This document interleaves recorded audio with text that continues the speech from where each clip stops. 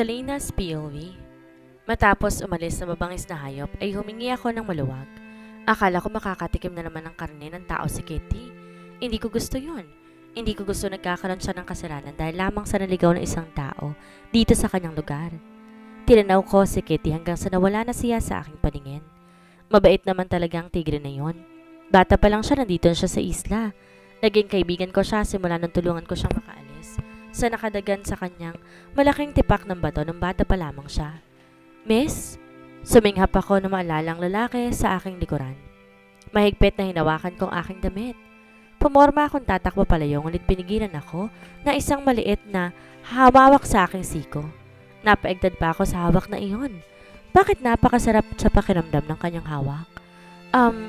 Ikaw yung kanina, hindi ba? Tanong niya matapos pumunta sa aking harapan.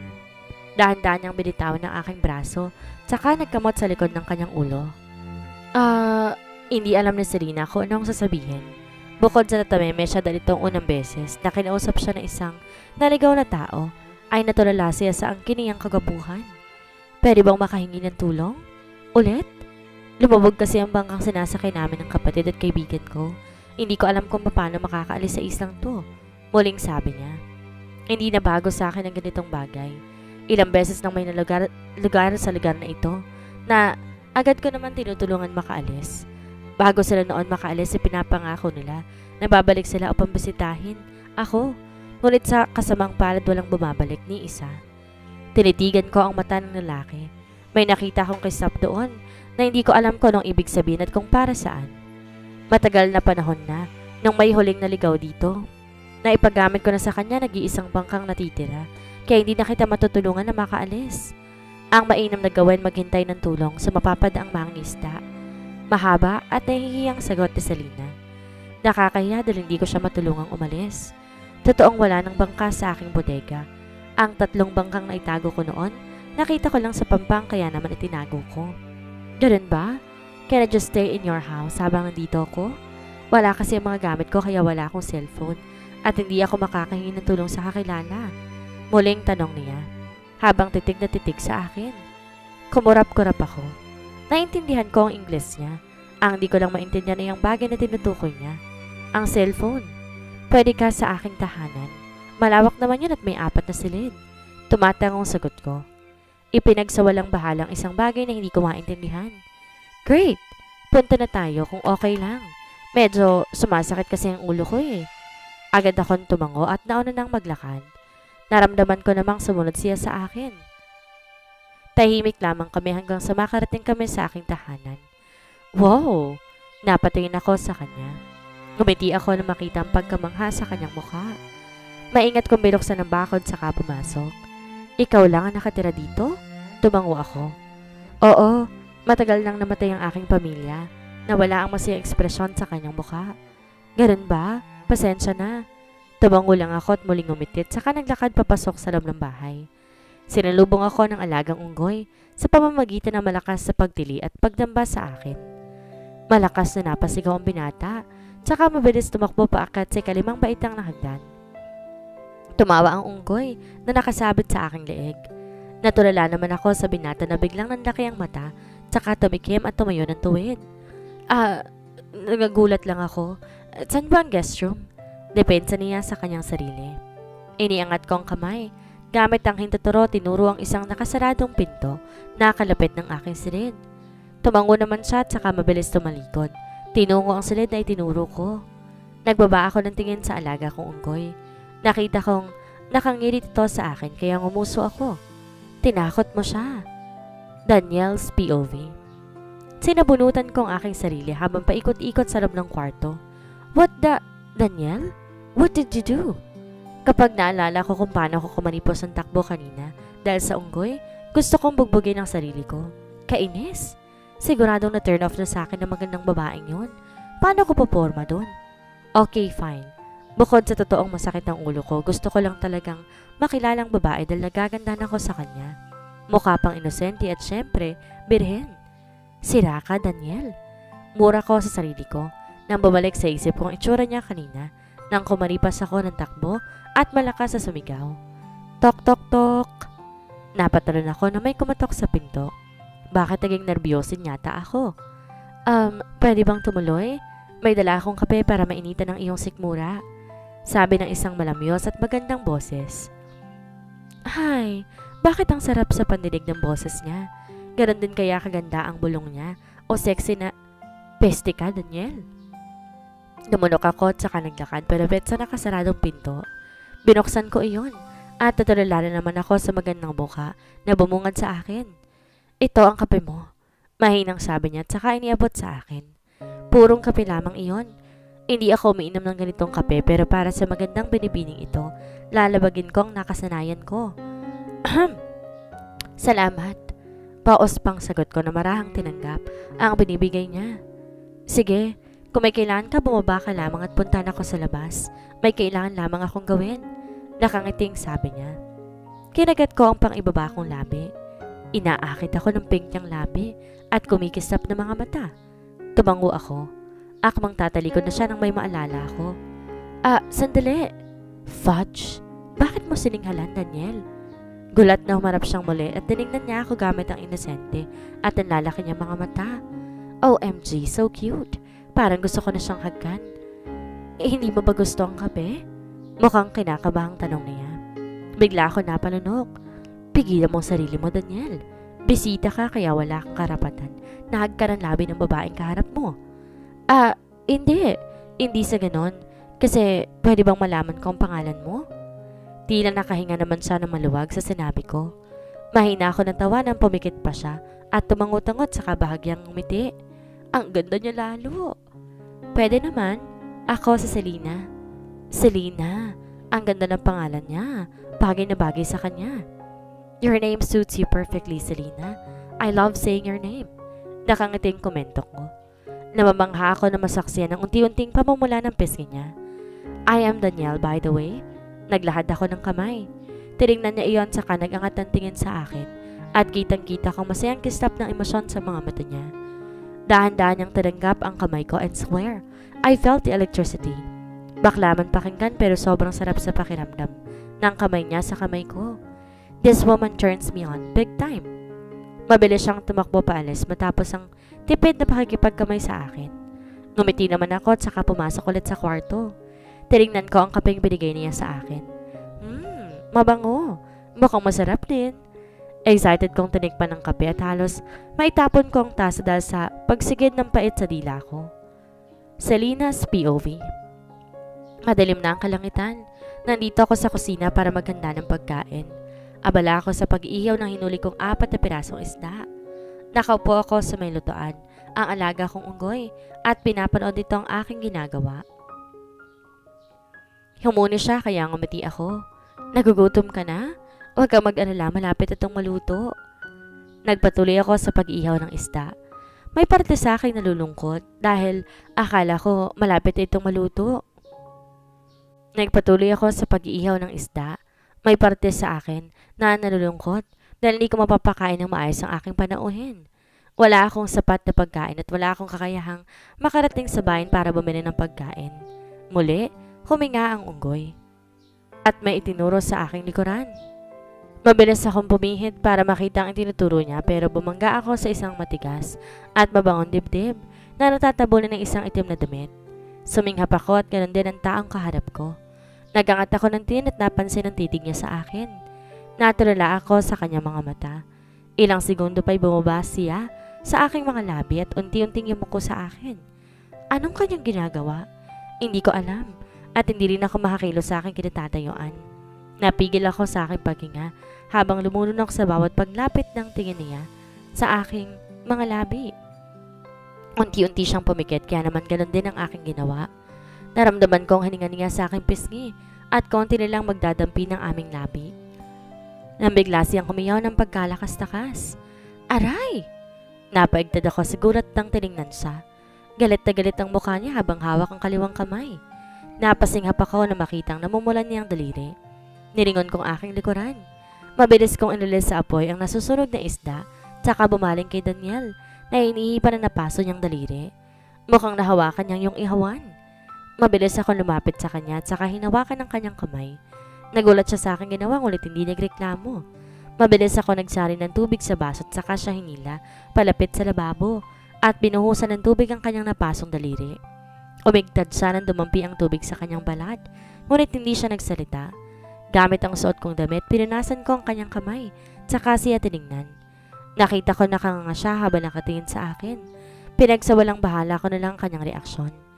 Pasensya na sa nangyari. Sinserong paghingi ko ng paumanhin. Unti-unting lumambot ang ekspresyon ng kanyang mukha at lumapat sa pisngi ko ang kanyang kaliwang palad.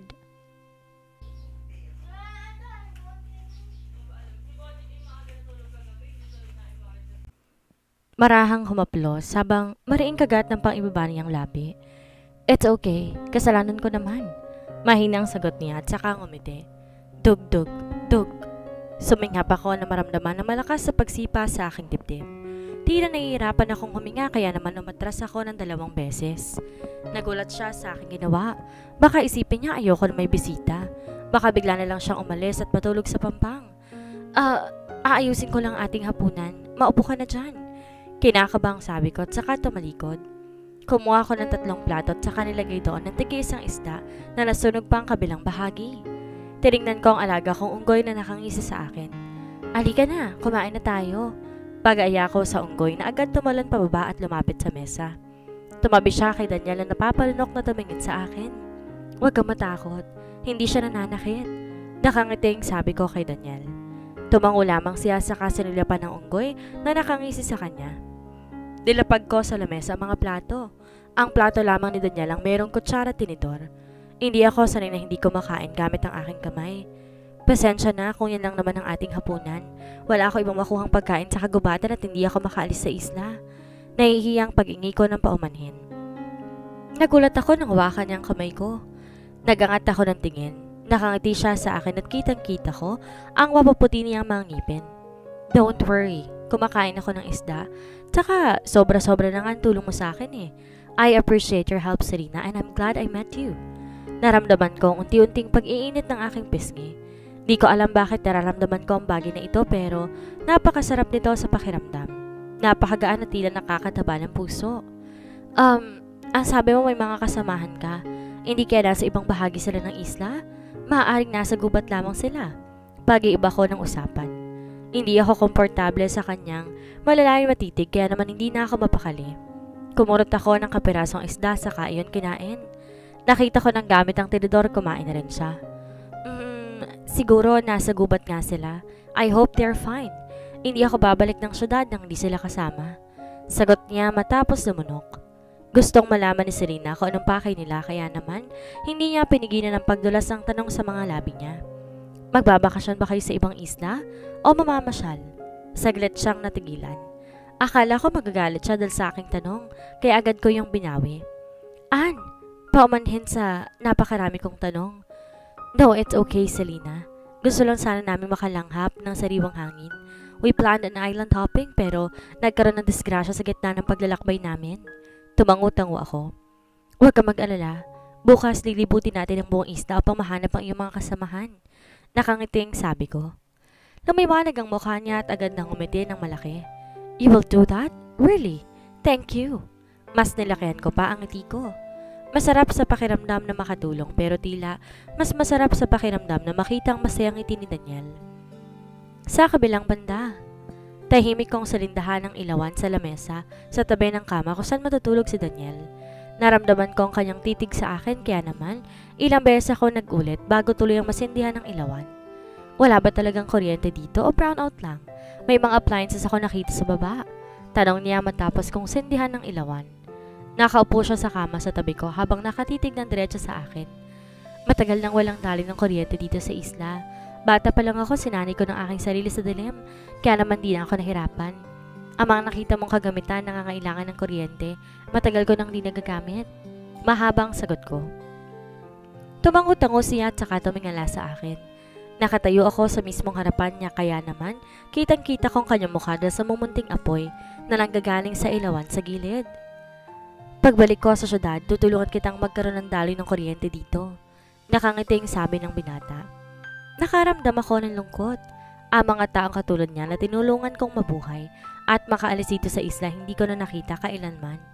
Ang isla sa kanila nangakong dadalhin ako sa syudad, pero tinanggihan ko sa kadahilan ng may sakit si Aling Marta noon.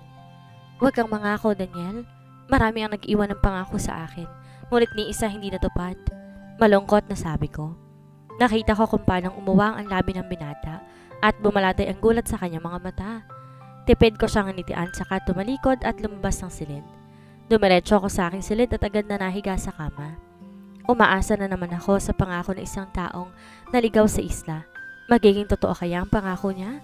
O katulad ng iba hanggang pangako lamang? Sa kabilang banda, nagising ako na tanghali na. Gulat akong bumangon.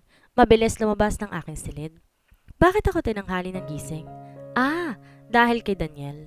Hindi ko siya may alis sa aking isip kagabi. Hindi ko maintindihan kung bakit nararamdaman ko ang ganoong pakiramdam sa kanya. Hindi ako mapakali. Bago pa lang kami magkakilala at di ko pa alam ang kanyang pagkatao. Pero pakiramdam ko napaka-komportable ko kapag nakikita siya. Kapag naman tumitingin siya sa akin, tila nagwawala ang aking sistema. Nababaliw na yata ako. Siguro nga nababaliw na ako. O maaaring masyado lamang ako nagagalak dahil sa wakas. Pagkalipas sa maraming taon, may dayuhan muling naligaw sa islang ito. Sa malungkot na islang kinalakan ko. Lumunok ako. Inayos ang aking sarili. Sinulyapan ko pang aking sarili sa luma, ngunit malinis na salamin sa aking silid. Hinagod ko ng daliri ang aking buhok at nang makontento sa aking itsura, tsaka lamang ako lumabas. Kinagat ko ang aking pang-ibabang labi, tsaka pumunta sa silid ng aking panauhin. Hindi ko siya nakita sa loob, at paayos na nakatiklop ang kumot sa higaan. Binondol ng kaba ang aking dibdib. Panaginip lamang ba ang nangyari kahapon? Kung panaginip iyon, bakit tila totoo? Bumagsak ang mataas na enerhiya dahil sa aking napagtanto. Nakaramdam ako ng labis sa lungkot at panghihinayang. Matamlay akong bumaba. Dumiretso ako sa kusina at nagmumog. Naghilamos at saka nagsipilyo. Mabilis din ako nagbihis at kinuha ang aking timba sa kusina. Mabuti pa magdalig na lamang ako ng mga halaman. Lumabas ako ng aking tahanan at agad naglakad upang umigib ng tubig. Mabagal lamang ang aking paglalakad. Baka sa bawat hakbang ang aking mga paa ang bigat na aking nararamdaman. Nang mapadaan ako sa dalampasigan, natulala ako sa aking nakita. Nandoon si Daniel, nakatayo habang hinahagod ang basani ang buhok. Wala siyang damit pang itaas at nararamdaman kong muli ang pag-iinit ng aking pisngi nang lumingon siya sa aking direksyon. Bakit palaging umiinit ang pisngi ko kapag tumitingin siya sa akin? Napanunok ako na mabilis siya naglakad palapit sa akin. Seryoso ang kanyang mukha at kagat niya ang kanyang labi. Tumigil siya sa aking harapan. Bigla, hinawakan ang aking batok sa kawalang imik na idinikit ang kanyang labi sa aking labi. Suminghap ako dahil sa gulat at dahil din sa ginawa kong pagsinghap. Naiwang nakaawang ang aking labi sa ibabaw ng kanyang mga labi. Hindi ako mangmang. Alam ko ang ginagawa niya. At ito ang unang beses na nararamdaman ko ang kakaibang pakiramdam na nararamdaman ko ngayon sa aking puso at tiyan. Napaigtad ako nang gumalaw ang kanyang labi. Sinubukan kong magsalita, ngunit tila mas ginanahan lamang siya dahil sa aking ginawa. Nabitawan ko ang hawak kong timba. Hinawakan niyang aking bewang at tinagpos iyon. Napatingala ako ng husto nang hapitin niya ako habang patuloy na hinahagkan. Napahawak ako sa kanyang balikat. Mariing ipinikit ng aking mga mata at saka idiniin ang aking labi.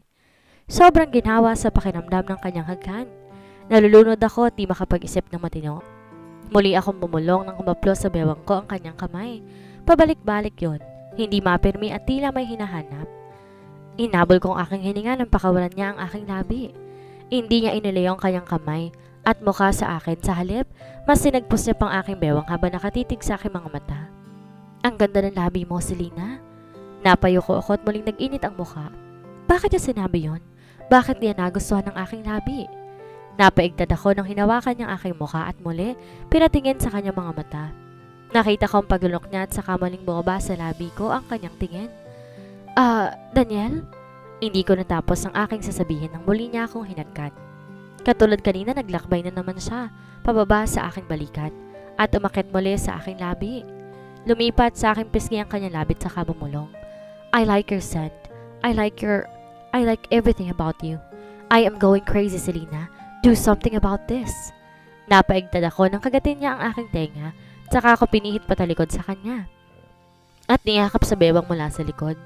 Naramdaman kong hinawi niyang aking buhok at nilagay sa aking batok ang kanyang mukha. Nakaramdam ako ng kiliti ng patakan niya ng hagkan ng aking bato. Bakit ito ginagawa? Daniel, shh! Don't call my name, Selena. We might end up in bed early this morning. Bulong niya sa aking tenga. Naguguluhan ako. Bakit? Bakit hahandong kami sa kama? Inaantok ba siya ulit o masakit ulit ang kanyang ulo? Bakit may sakit ka ba? Mas mabang pakiramdam mo? Tanong ko habang nakahagpos pa rin siya sa aking likod. Hinawakan ko ang braso niya sa aking tiyan nang marinig ko ang tumawa siya ng mahina. Yeah, masakit ang ulo ko. Bulong niya sa tenga ko at kinagat muli ang aking tenga dahilan ng pag-igtad ko. Nagangat ang tingin sa kanya at saka kukurap-kurap na hinawakan ng magkabilang pisngi niya. Bakit masakit ulit? Nauntog ba? Tumawa si Daniel nang hindi ko alam kung bakit. Nagulat ako nang hawakan niyang dalawang kamay ko tsaka dinala sa may labi niya. Palitan niya iyong hinagkan habang nakatitig sa akin dahilan para mag-init na naman ang aking pisngi. Daniel, bakit mo yun ginagawa? Sinubukan kong bawiin ang kamay ko mula sa kanya. Binitawan niya naman ako at saka nginitian. Why does it sound so good hearing you call my name? Yumuko ako. Ewan ko, hindi ko alam. Muli siyang tumawa. Sa pagkakataong to may tunog na iyon. Malutong at tila aliw-aliw. Bakit ka tumatawa? Napangiti siya nang tumitig sa akin. Wala naman, hindi ko lang yun inaasahan. Na maaaliw ako ng ganito sa isang katulad mo. Oh Selena, you are so adorable. Ngumuso ako. Pinagtripan lamang yata ako, Daniel. No, of course not. Pinulot ko ang nahulog kong timba, tsaka siya tinignan. Mag-iigib muna ako. Nope. Inagaw niya ang timbang hawak ko. Sinubukan ko pa yung habulin ngunit sinulubong din ako ng kanyang mukha dahilan para mapaatras ako. Nalagay ko ang kamay ko sa aking likod saka tumingala sa kanya. Akin na yan, Daniel. Ngumiti siya at umiling. Ako nang iigib pero mamaya na lang. Di anong gagawin natin? Mag-aalmusal. Gutom na ako eh. Daniel's POV. Mataman akong nakatitig kay Selena habang nagkakape. Ako na nagtimpla ng kape ko dahil sigurado mapait naman ang ibibigay niya sa akin. I've seen her make her coffee at hindi ko gusto kung ilang beses siyang naglalagay ng purong kape. Kung gaano siguro karaming asukal nilalagay niya, ganoon din ang dami ng kape. Grabe! Nanatili ako nakatitig lamang sa kanya. Humigop ako ng kape at munting pang masamid nang dumako sa mapula niyang labi ang tingin ko. Oh, she's so gorgeous. She's innocent and it turns me on even more. God knows how much I want to own her. Pero siguradong matatakot siya sa akin. Kailangan kong magdahan-dahan. She's innocent kaya hindi ko siya po pwedeng biglain. Kinagat ko ang paibaba kong labi. Nakita ko ang unti-unti na namang pagpula ng pisngi niya. She's adorable. Hindi ako nakamove on sa ganda niya. Bakit ba ngayon lang ako naligaw sa islang to? At anong isla ba ito? Huwag mo akong titigan, Daniel. Utal na saway niya sa akin. I chuckled. I can't help it. You're so adorable. Nakita ko ang paglunok niya kaya mas gumisi pa ako. Basta, huwag mo akong titigan. Oh, bakit? Sobrang ganda niya. You stop me, miss? Nakangising pangahamon ko sa kanya. Di na siya nagsalita sa halip tumalikod siya sa akin, tsaka nagpatuloy sa pag-inom ng kape. And with her position, I had a perfect view of her. Peste, nagiging iba na ang pag-iisip ko dahil sa babaeng to. Maya-maya pa'y humarap siya sa akin at patapang na salilubong ang mga mata ko. I am sure kitang-kita niyang amusement sa mukha ko ngayon. She is adorable and unpredictable. Just my type. Bakit mo ako hinagkan? Lumulunok na sagot niya.